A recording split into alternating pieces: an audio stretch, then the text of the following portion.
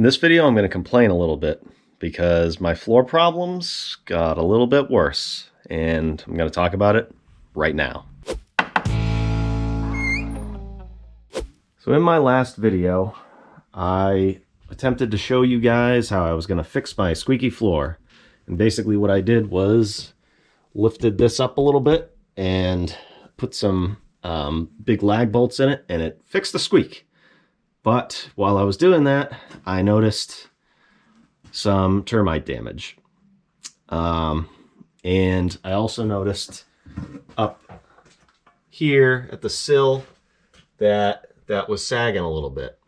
And I figured, okay, well, that is too bad. I have to fix that. So I have to take this joist out and sister up to it. But things got a little more complicated, and this is going to be harder than I thought, unfortunately. So here is the situation. Whatever was here, a staircase, I think originally the staircase was here for the basement. And they took that out, obviously, and they just framed it up with whatever they could find around the house, I guess. That is fine, I guess. It's not the best framing. But what ended up happening, I think, as I looked further now, first of all, this oil tank is really gonna be hard to work around. So I'm gonna have to support this. I don't want to support it back here. I want to, so I could support it back here, but I don't want to. I want to support it further up so I can get these joists off of this sill so I can cut it out, pull it out, and put a new piece in. So I can't go down to here because once I put my support right there, I'm not going to be able to get that sill out this way and get a new piece in. I might be able to get the sill out this way if I chop it up and everything, but I'm not going to be able to put a new piece in. I even tried to get away from this a little bit. I tried putting this 2x4 in. As you can see, I scraped right against the oil tank because it's about 1.5 inches. I hammered it right in there. And then when I finally got it under here, I went under the oil tank to put this bottle jack down there, and it wouldn't catch because this was hitting against the wall and the 2x4 was like right here. So just enough to not be able to jack this up at all. So what I need to do is replace this sill wherever there's rot. Then once that sill is replaced, I can at least replace this joist all the way. And then over here, I'm gonna have to support this and put a joist in here, because what's happening is, because this sill is rotted right here, this is dropping and there's no joist all the way through here. The weight is being carried by these joists here, which have the termite damage. So that's not good. All of this weight, basically, what I'm saying, is on these rotted joists. And that is sitting on that rotted sill. So a couple things about that make that complicated.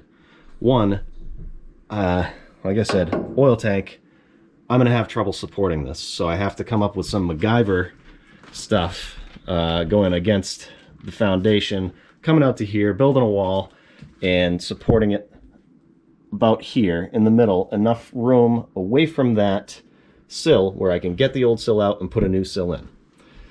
Also, looking at this, I figured, oh, well, I only have to do this one. I can cut it out here, you know, support this, pull that out, put a new piece in, and drop this right back down. But it turns out when I come up here that it is pretty rotted in the back here, right there. So I can't tell how far that goes. But I think what I'm going to have to do is replace this in sections. So I'm going to have to support this and then replace the sill. I'll cut it right up close to this joist, cut it down here, and then stagger this and put new pieces in here.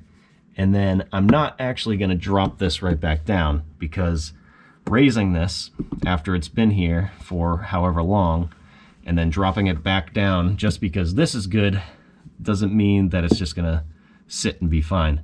This is solid. This is not. What's that going to do if I drop a rotted piece of wood down on a solid piece of wood? It could cause other problems. So I'll support this however I can, move the bottle jack over to here somewhere, probably in this area, and then I'm going to cut this out. And if that sill is good right there, I'm going to set my joist on top of that and go all the way this way so that this area is not being carried by this anymore. So when you look over here, I also have this thing I'm going to have to support over here with some 2x4s or whatever I can. And then I'm going to have to cut this out and sit on top of this beam. So it's going to be a lot of jumping around and supporting this, fixing that, putting a temporary support in, moving the bottle jack, and replacing this stuff. And it's just a lot more work. So what I think happened was, you can see there's like some water damage here, and this is the back door outside. I don't know what those blocks of 2x4s are for. I'm kind of scared of that. But I do know, oh, there's my heat kicking on. I do know that you can even see some remnants here, that there were mice here.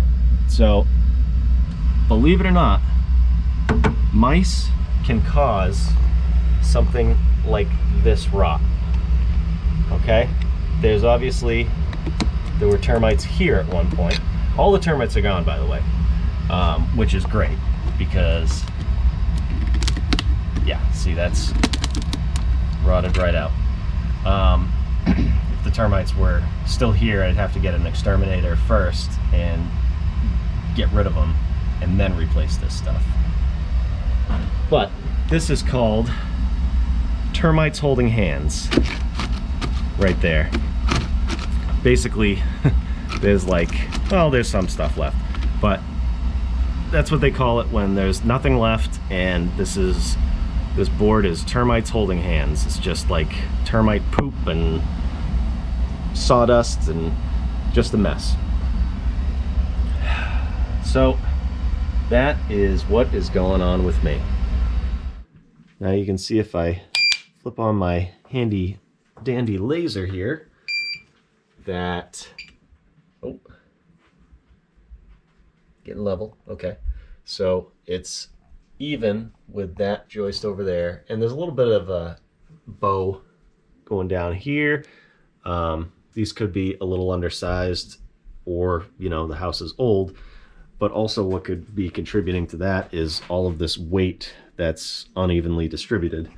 And you can see that right here, it's dead even there, and it's even with the sill, but you can see this big droop right here. This whole joist is going down like this, and that's because these joists are carrying this entire load. And that's where the real issue is I need to distribute this load evenly, fix that sill damage, and fix the termite damage. So the scary part is going to be when I jack this thing up and we hear all the cracks and the pops and everything after years and years of it just sitting there. The exciting part is going to be the same thing, and seeing me build this MacGyver contraption to support this thing and to jack it up. And the satisfying thing is going to be when it's done and there's new lumber holding up my house. So the last video I said I was going to put this off because I was busy, but you know what? This is priority right now. So it's coming quicker than you think. And if you want to see that video, I'll leave it right here. If you want to see another video of mine, leave it right here. And if you haven't subscribed yet, please do. Check out my links in the description, my Patreon page, my merchandise, and any of my other videos. I really appreciate it. Thanks for watching.